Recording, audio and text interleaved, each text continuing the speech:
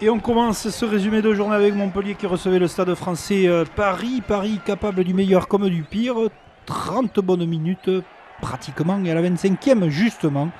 L'erreur fatale pour ces Parisiens avec ce ballon qui est récupéré bien sûr par les Montpelliérains. On a tergiversé, on a cafouillé, on continue avec les Montpelliérains à se déchaîner sur le dos des Parisiens et ils jouent plutôt bien, même très bien les Montpelliérains avec cet essai de Auguste Cadeau.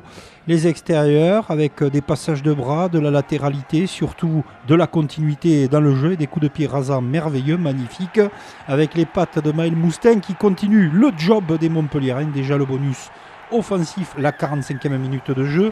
Les Parisiens ne touchent pas les pieds par terre avec des Montpelliérains particulièrement déchaînés, ambitieux et surtout cette continuité, cette recherche permanente de faire vivre le ballon avec une certaine puissance, faut-il le dire. La largeur, le coup de pied rasant de Stuart Hogg pour un chef-d'œuvre. Une fois de plus, l'Écossais fait parler son talent immense. Price, lui, profite des rebonds, des errances parisiennes pour marquer un essai de plus. La mêlée parisienne va relever un petit peu la tête à 15 minutes de la fin de cette rencontre pour aller chercher une pénalité qui va être jouée, regardez, très rapidement devant monsieur l'arbitre, c'est la règle, on a parfaitement le droit. Le joueur montpelliérain a volleyé et Eric Goyen profite de l'offrande pour marquer cet essai et réduire l'addition un peu salée avant que Vunipola marque le dernier essai, 6 essais à 1. Il n'y avait pas grand-chose à voir côté parisien, surtout une très belle performance de Montpellier. Attention à Montpellier. Autre match, Castres Olympique ASM Clermont-Auvergne. Christophe Furios connaît très bien le pré du Tarn Sud. Il dit qu'il faut batailler, ferrailler, être présent dans le combat. Et force est de constater qu'à ce 3 partout, les jaunards sont dans le combat, mais vont se faire prendre par cette belle passe à hauteur et cet essai de Chabouni.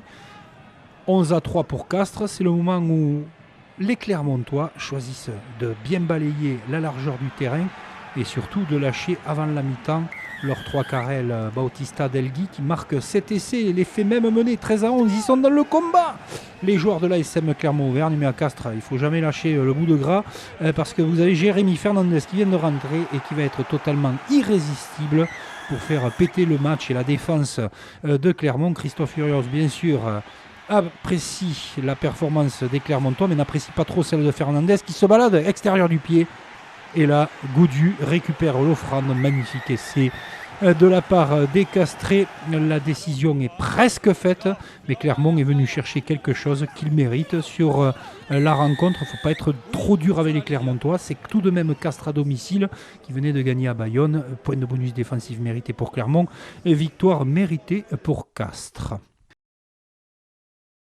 Le Racing 92 recevait Perpignan totalement en progrès, les Perpignanais décomplexés et surtout bien plus constants dans l'effort.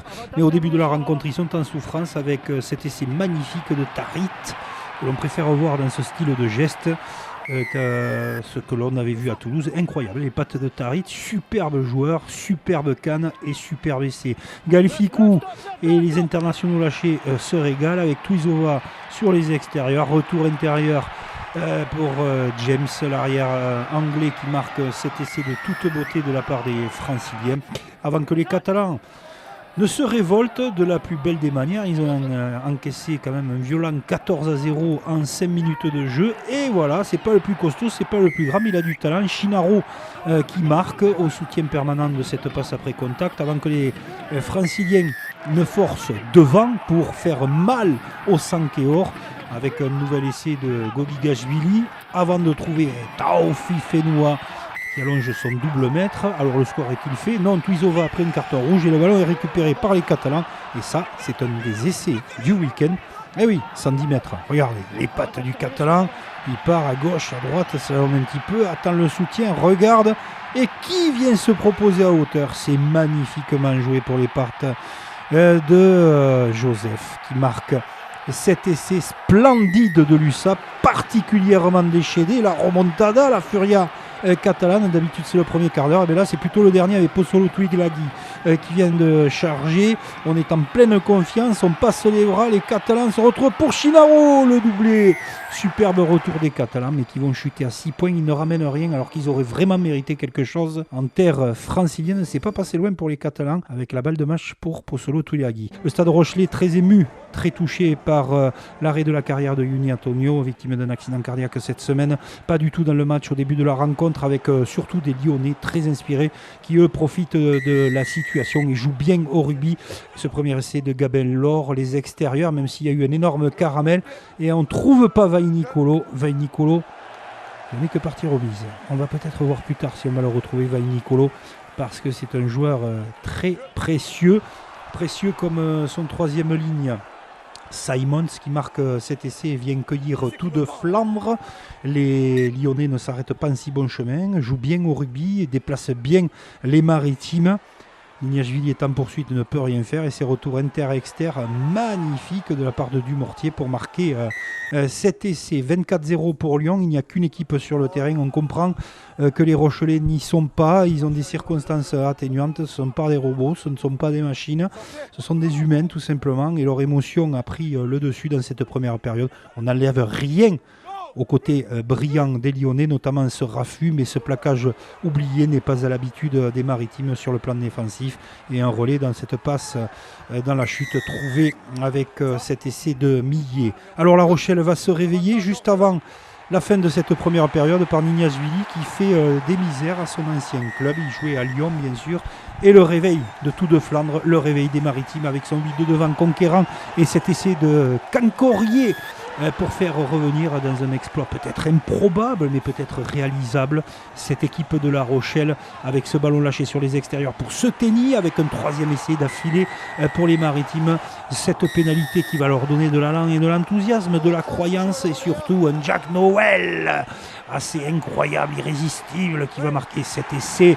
La Rochelle va-t-il l'emporter? On se demande ce moment de la partie si c'est possible. C'est tout à fait possible avant que on se jette sur ce ballon. C'est pour l'instant anodin, on va batailler dans le ruck. Et regardez Vainicolo, et oui, il fallait en parler, il fallait le surveiller. L'essai solo du week-end, le coup de pied à suivre, la vista incroyable, les 50. Il arrive aux 22 mètres, poursuit au pied dans un silence de cathédrale, et c'est bien essai pour Vainicolo. Incroyable Lyonnais qui s'impose face à des Maritimes qui se rattraperont certainement pour Yuni Antonio. Montauban recevait l'Union Bordeaux-Bègles, un duel diamétralement opposé bien sûr, entre un champion d'Europe qui vient défier une équipe qui monte de Pro D2 et qui s'accroche, qui ne cesse de progresser. En témoigne ce score de 3-0 pour Montauban à la 11e minute de jeu avec une pénalité de Bosviel. Il faut tout le talent de Woki et l'arbitrage vidéo pour valider cet essai. Bosviel a donné même le score un moment à Montauban. Montauban se fait cueillir par Buros. Ils ont été fixés, ils ont multiplié les séquences, les Girondins. On va accélérer le coup à l'heure de jeu avec Thémo Mathieu qui fait parler toute l'étendue aussi de son talent, puissance, vitesse, qualité, vista. Superbe essai du troisième ligne centre libéré par le groupe France. Mais Montauban n'a rien lâché dans ce match, ils ont été courageux au possible. Et nous, on a envie de les aimer, de les encourager, de leur dire merci d'être dans ce top 14 parce qu'ils donnent tout, les Montalbanais, avec cet essai de Morouard. On a envie de les accompagner, de les aider, mais en face, il y a une classe d'écart, il y a une superbe équipe de Bordeaux, et cet essai de Jefferson Parot, inespéré à la 80e, qui va donner un grand ouf de soulagement aux Girondins. Ils se la sont pelés, cette victoire à 5 points, les Girondins. Bravo à eux, bravo à Montauban. Le Stade Toulousain recevait l'Aviron Bayonnais qui voulait faire une très très bonne figure à Ernest Vallon, et ils vont le faire, les Bayonnais. Ils vont perturber les Toulousains parce qu'on est à la 40e minute de jeu, qu'on n'a pas trouvé de solution. Alors on va fixer devant, mais les Toulousains ont une vertu, la patience. La patience, c'est Graou qui oriente le jeu sans que le coup va arriver forcément, mais les Bayonnais plaquent à tour de bras, sont vaillants au possible, et il nous remet un petit relais pour gagner ces quelques mètres, et là le surnomme le jeu en triangle, et les extérieurs lâchés pour l'inévitable Teddy Thomas, 7e essai pour lui cette saison. Juste avant la mi-temps, Toulouse va virer en tête, mais les Bayonnais vont livrer une prestation de combat assez incroyable, âpre, à la limite parfois avec les Toulousains, des chamailleries, mais Toulouse a fait rentrer Barassi qui va être décisif. En 2 actions, il est arrivé à trouver un essai et faire sauter le verrou. 2 essais à 0 pour le Stade Toulousain. Captation de balle Roumat. On va travailler devant parce que Toulouse n'arrive pas aussi facilement qu'à son habitude à domicile. C'est vrai qu'ils sont particulièrement écœurants ces derniers temps pour les adversaires. Mais Graou nous gratifie d'un exploit dont il a le secret pour aller marquer un nouvel essai, le 3e. Avec le 4e qui est toujours recherché pour se mettre à l'abri. Et celui-là, c'est le plus collectif du week-end. Il est merveilleux. On ne peut que le saluer. Les passes au contact, après contact, jeu de main, jeu de Toulousain. On l'a entendu 1000 fois, mais ça existe toujours avec Coste qui marque cet essai. Et Bayonne aura livré une prestation de grande qualité parce que le tarif minimum, c'était entre 60 et 70 points.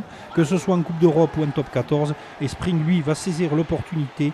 Comme à son habitude, très véloce et très courageux. Spring à l'image de ces Bayonnais qui chutent 31-10, c'est assez lourd, mais ils ont réalisé un gros match les Bayonnais face à des Toulousains toujours sur un nuage et toujours aussi efficaces à domicile. Et pour terminer cette journée, la section paloise recevait le RC Toulon dans un match au sommet ce dimanche avec des Toulonnais qui vont être en possession permanente dans ce début de match. À la 7e minute de jeu, un petit exploit, un grand exploit même de Gabin Villière qui fait parler toute sa classe dans la cabine téléphonique avant que les Palois, eux, fassent parler leur puissance collective avec un ballon très bien travaillé, bien porté, les bons ballons bernés qui vont au bout de la ligne avec cet essai magnifique, collectivement bien maîtrisé de Montoya qui a marqué, qui va marquer un doublé dans cette rencontre. Et surtout, la vista, la pression mise au pied sur la dernière garde des Toulonnais. On tergiverse et le ballon est récupéré par Émeric Luc qui marque. Les Toulonnais vont réagir à la 70e minute de jeu par Albormoz qui va créer cette situation dans la défense paloise, s'allonger et toucher la terre promise. Mais le dernier mot revient à la section paloise qui veut être décidément le vrai dauphin du Stade Toulousain pour marquer cet essai par Yori Delhommel. Superbe performance de Pau face à Toulon, 32-12. Au classement, ça se matérialise avec Toulouse qui caracole en tête. Pau est 2e, l'Union Bordeaux-Bègles 3e, Montpellier, le poil à gratter, attention, Montpellier 44 points, Stade Français et Toulon aux places qualificatives 43 points, Castres et Clermont en embuscade avec le Racing 92, La Rochelle marque un petit peu le pas, Bayonne s'enfonce et dégringole dans le classement et Lyon se sépare de cette vision de la 13e place qui est occupée par Perpignan qui bataillera avec Montauban. À bientôt.